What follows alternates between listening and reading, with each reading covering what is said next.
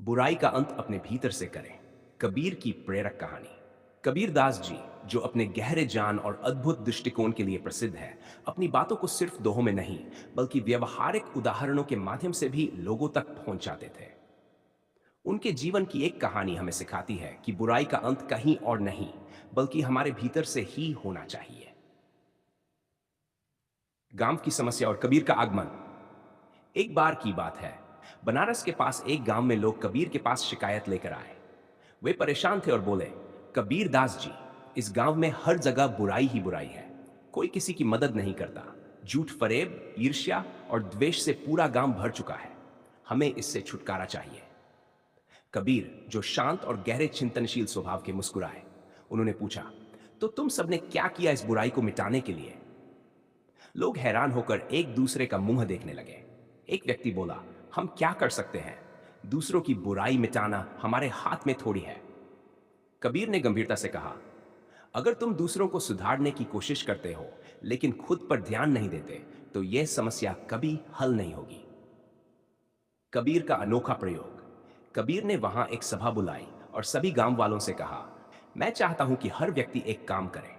अपने घर में जो सबसे बुरी चीज तुम्हें दिखे उसे लेकर कल सुबह यहां आना।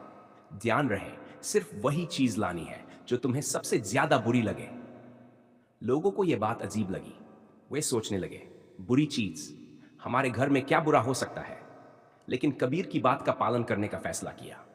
अगले दिन गांव के लोग अजीब अजीब चीजें लेकर आए। किसी ने पुराने फटे कपड़े लाए तो किसी ने खराब बर्तन। एक व्यक्ति ने कूड़े का ढेर लाकर रख दिया। सभी ने अपनी बुरी चीज कबीर के सामने रख दी।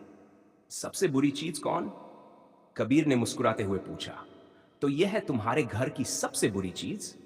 क्या तुम्हें अपने भीतर कुछ भी बुरा नहीं दिखा? लोग चौंक गए। एक बूढ़ा व्यक्ति बोला, मुझे नहीं लगता कि मेरे अंदर कोई बुराई है। मेरे घर में जो सबसे बेकार था वो मैं यहां ले आया हूं। कबीर ने गहरी सांस ली और बोले, यही तो समस्या है। तुम्हें दूसरों की बुराइयां दिखती हैं, अपने भीतर की नहीं। उन्होंने सभा में खड़े होकर कहा, अगर कोई व्यक्ति अपने मन की बुराई को पहचान ले और उसे खत्म करने का प्रयास करे तो गांव में फैली सारी बुराइयां खत्म हो जाएंगी। पर तुम लोग सिर्फ दूसरों की गलतियां देखते हो, अपनी नहीं। यही सबसे बड़ी बुराई है। आत्मनिरीक्षण का महत्व। फिर कबीर ने अपने प्रसिद्ध दोहे को सुनाया, बुरा जो देखन मैं चला, बुरा न मिलिया कोय। जो दिल खोजा अपना, मुझसे बुरा न कोय। उन्होंने समझाया, जब मैंने दूसरों में बुराई खोजने की कोशिश की तो कहीं कुछ बुरा नहीं मिला। लेकिन जैसे ही मैंने अपने मन को टटोला, मुझे समझ आया कि सबसे बड़ी बुराई तो मेरे ही भीतर है। यही बात मैं तुम सबको बताना चाहता हूं। दूसरों को सुधारने से पहले खुद को सुधारो।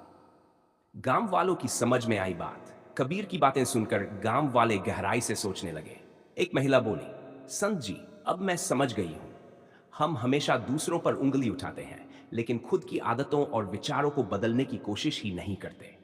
एक युवा व्यक्ति ने कहा, अगर हम अपने भीतर से ईर्ष्या, गुस्सा और द्वेष को खत्म कर दें तो शायद ये गांव भी बेहतर हो जाएगा। कबीर ने सिर हिलाते हुए कहा, यही तो असली समाधान है। अगर हर इंसान अपनी आत्मा को शुद्ध करने की कोशिश करे तो समाज में कोई भी बुराई नहीं बचेगी। कहानी का सबक। उस दिन से गांव वालों ने दूसरों की कमियों को ढूंढने के बजाय अपने व्यवहार और सोच को सुधारने का संकल्प लिया। धीरे धीरे गांव में शांति और सहयोग का माहौल बन गया। कबीर की यह कहानी हमें यह सिखाती है कि समाज में बदलाव लाने के लिए सबसे पहले हमें अपने भीतर की बुराइयों को पहचानना और खत्म करना होगा। हमें यह समझना होगा कि दूसरों को दोष देने से कुछ नहीं होगा जब तक हम खुद सही रास्ते पर नहीं चलते। आज भी यह कहानी उतनी ही प्रासंगिक है जितनी कबीर के समय में थी। हम हर दिन अपने आसपास की समस्याओं के लिए दूसरों को दोषी ठहराते हैं, सरकार, समाज या किसी और को। लेकिन क्या हमने कभी खुद से पूछा है, हमने क्या किया इस स्थिति को सुधारने के लिए? अगर हम अपनी आदतों, विचारों और कर्मों को सुधारने की दिशा में एक छोटा कदम भी उठाएं, तो एक बड़ा बदलाव संभव है। कबीर का यह संदेश हमें आत्मनिरीक्षण और आत्म सुधार का महत्व सिखाता है। तो अगली बार जब आप किसी समस्या का सामना करें तो दूसरों पर दोष डालने से पहले अपने भीतर झांकें। शायद समाधान आपके ही अंदर हो।